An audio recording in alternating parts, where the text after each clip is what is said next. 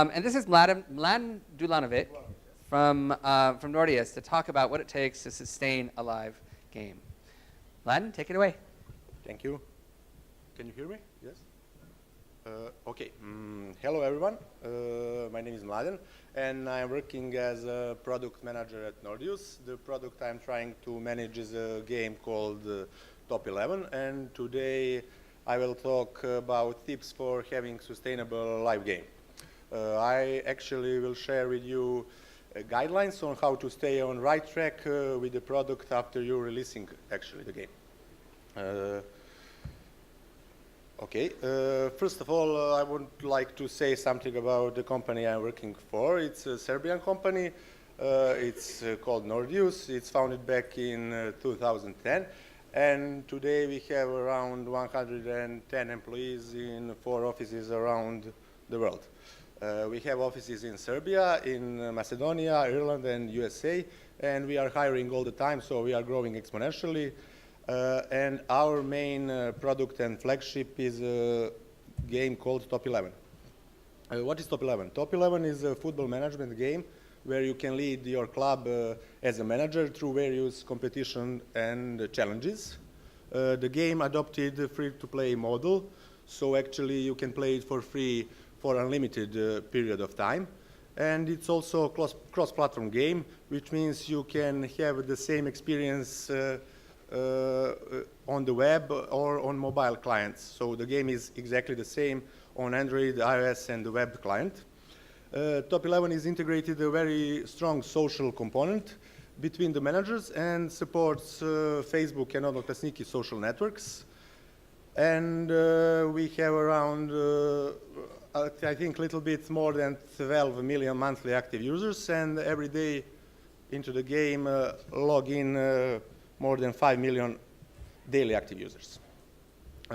Okay, I will get back to the topic now, and I will try to share our experience and explain how we managed to cope with the next situation. So you have just released the game, and you think how everything is great and the worst has just passed. It's true that it did, and you have your game online. It's the best thing you can have, and it's online and kicking, but with very high probability to be right, I guess that you left a decent number of unfinished tasks and features which didn't make into the release. Of course, you plan to have them, but at the end, you probably decided not to go with whole feature set. So you possibly have a long list of improvements you want to make, and after, of course, the release, and it's okay, it's happening all the time. And the other thing that could bother you is bugs, because it's in nature of systems then that when you introduce a new system to a new environment, which is the life of operation for sure, that system needs some time to become stable. So in that period of product stabilization, you will have to fix bugs. So now you can add those bugs to earlier mentioned list of improvements, and that list becomes bigger and bigger. If you were smart enough and lucky enough to have all that stuff on the same list, you would probably ask yourself what to do next and where to start. Very important thing which leads to engineering excellence is setting the direction. I'll talk now about setting the direction, why is direction important and why you should care about the direction, what are the common mistakes when setting the direction, and how you can recognize them and avoid them, of course. And I'll give attention to one of the strategies that can be used for setting the direction. Why is direction important? American computer scientist Gerald Weinberg did one experiment. He had 5 teams working on the exactly same piece of software. And the only thing about that is they had to focus on the different things. So they were doing the same software but focusing on different things. And for example, first team had focus on shortest time, second on smallest code size, focus of third team was on best code readability, fourth on best output readability, and the fifth had focus on least memory in use.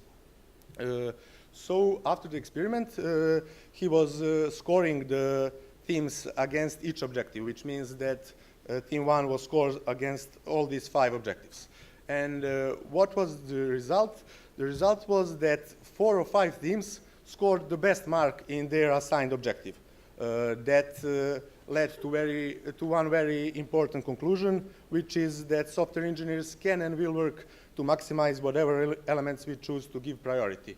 So the only problem we managers have is to correctly choose the priority, which elements or tasks to give priority, which priority to give to which tasks. I'll go to common mistakes. I have a list some of the mistakes, and I will try to explain them. First mistake that you can make is wishful thinking. You would probably recognize it by the sentence that everything is top priority. I like to say if everything is top priority, then nothing is top priority, because you hear all the time something like this: feature A is important to our project, please make it top priority. Then in a couple days or weeks later, you would hear feature B is now very important to our project, and it should take priority all other issues. And when this happens, I like to ask one really simple question, which is really feature B more important than feature A? So the solution to this mistake would be, instead of setting always new top priorities, try to have a list of priorities, list of existing top priorities. The second mistake could be lack of communicated vision. You will recognize it by the sentence, they will know what to do, and that's very wrong. You have to communicate your vision, your direction, because no one can decide to follow you until they know what direction you are headed for. So sharing and communicating a vision is a central role of a leader. A vision gives people a bigger picture of what things can be like, and it helps people raise their hopes and expectations, and it inspires them. When people are inspired, they are more likely to work on something, and you need to communicate your vision, your direction all the time. The next mistake is inconsistent objectives. It's much harder to hit the moving target, and the solution to this mistake would be to try to fix your target and let everyone knows about your objectives. Unrealistic plans. This mistake is correlated with having a plan, and that could be everything all right and cool and dandy, and but if that plan is not realistic, you might not have it at all. So when unrealistic timelines are placed in plan, those who need to execute the plan will either get quickly overwhelmed or dismiss the action as unachievable. For whatever reason, we are more likely to walk away from the action that needs to be taken than we are to renegotiate the timeline. Solution to this mistake or problem is to involve your team in plan creation whenever it's possible. And the last mistake is stuff spread across too many projects. It's called task juggling, and it was shown that spreading the effort across too many active projects decreases the performance of workers, raising the chances of long project duration and exploding backlogs. Solution to this, of course, is logical, and try not to spread your team on too many projects. Some studies show that ideal number of tasks that men can actively work on is 2. Now we get to the strategies of setting the direction. There are 4 strategies here, but today I will talk only about one. I'll talk about prioritizing the requirements. So there are a few techniques for prioritization of the requirements. For example, you can use numerical scales and set the number to the requirement from, for example, 1 to 10, and it's often confusing because people misunderstood which priority is the most important. Is it 1 or is it 10? You can also have enumerated scales and tag the requirement with mission critical or conditional or deferrable or must have, should have, nice to have. You can also sort the requirement in priority order. You can use Tshirt sizing, or you can use value, cost, and risk formula. I will stick to the Tshirt sizing because it's very simple technique, and we in Nordeus are using it all the time. And so what's Tshirt sizing? As I said before, it's a very simple technique for determining the priority of any requirement. For calculating the priority, you have to set two things for the requirement. Those two things are business value and developer cost or effort. Business value is a term that includes all forms of value that determine the health and well-being of the company in the long run. And the developer cost or effort is actual effort that developers need to finish the requirements. And in this technique, Tshirt sizing, business stakeholders estimate business value of each feature or requirement, and they are doing that by using Tshirt sizes as small, medium, large, extra large, etc. And also developers are estimating cost of each feature or requirement as SM, L, XL, and so on. So actually we are using a simple group of sizes to set the business value and developer cost.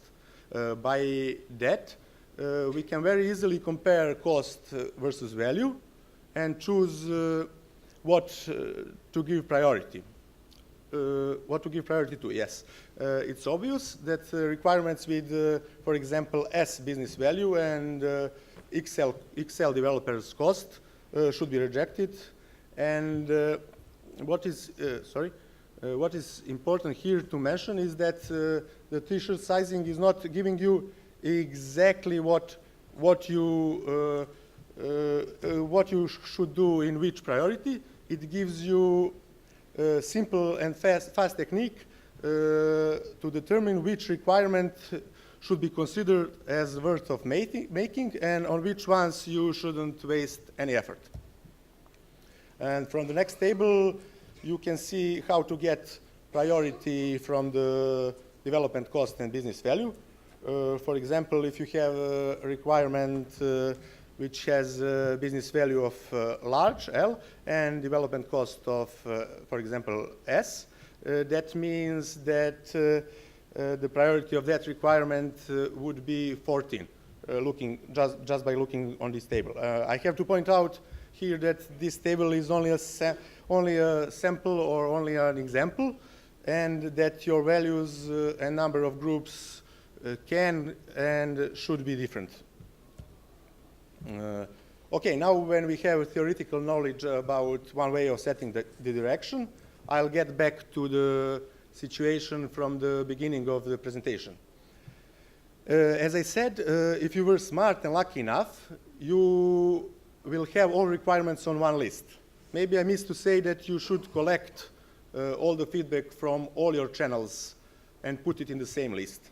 In Nordeus, we are using Scrum terminology and call that list product backlog. So the product backlog has all the features that didn't make into the first release, all the bugs that should be fixed, and the new ideas that comes from our employees, friends, forums, comments on Facebook page, and so many other sources. As I said, we are using Tshirt sizing technique to prioritize the product backlog. And actually what we have to do is to, for every requirement, so for every item that is in the product backlog, we have to define business value and developer cost. So using the Tshirt table, we get priorities, and when that's finished, we got something similar to this. This is actually the real part of product backlog for top 11. I just erased the feature names and put feature 1 to feature 7. And this list is ordered by priority.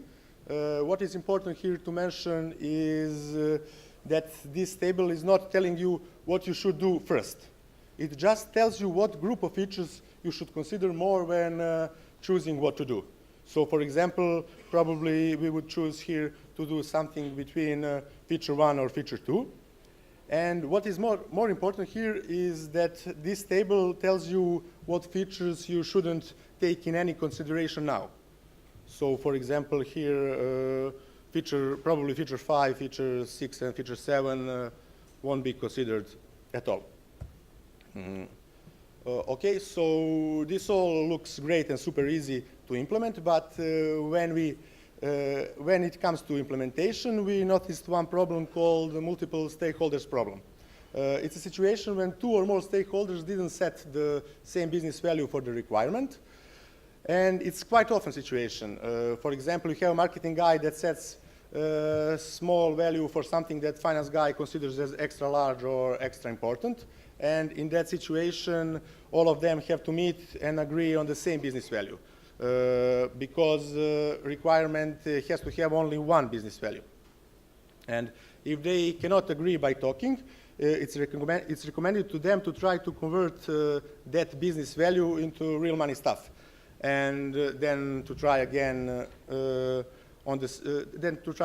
to have a deal between them. If that also didn't help, product manager has the right and responsibility to decide the business value considering all available information to him.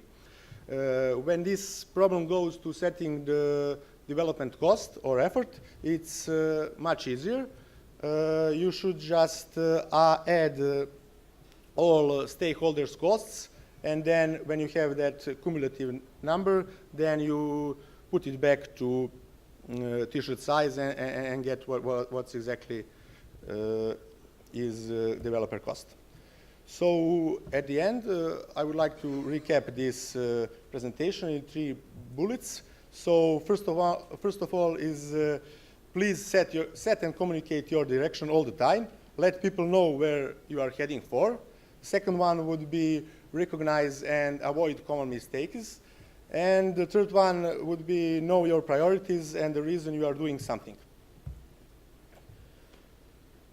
That would be it. Thank you all for listening my rough accent. And please, if you have any questions, please do ask them. I didn't think your accent was so rough. Well done, Mladen. Questions from Mladen from Nordeus about running a game? Wow, it must have been a great presentation. Yeah. So I have one of the things that I find difficult about doing prioritizations and effort estimations is that it's really difficult to tell the difference between something that's medium and large. How do you do the fine-grain estimations, or do you just not worry about that? This technique is very rough, and you shouldn't worry about that fine gradation when doing the first iteration of this process. Then, when you have the same priorities, then you can do it much in detail.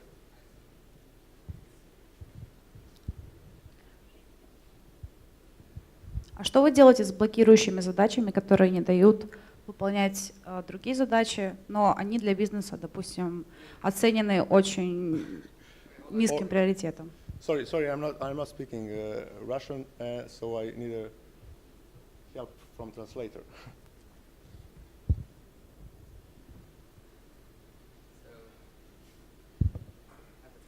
Can you say something in English so we can hear what channel you're on? Translator? Sorry, this is. Can you hear? No. Can you repeat it, please? Can you hear? Okay, I understand the question. The question is what we are doing with the blocking tasks that are blocking us to go forward. Of course, that blocking tasks would have the top priority, which means that they will have a business value of highest possible. So if something is blocking you, you should do it right now. But it's often a situation that everything is blocking you, so you have to choose which thing you should do first. Other questions for Mladen? Okay, thank you very much. Thank you.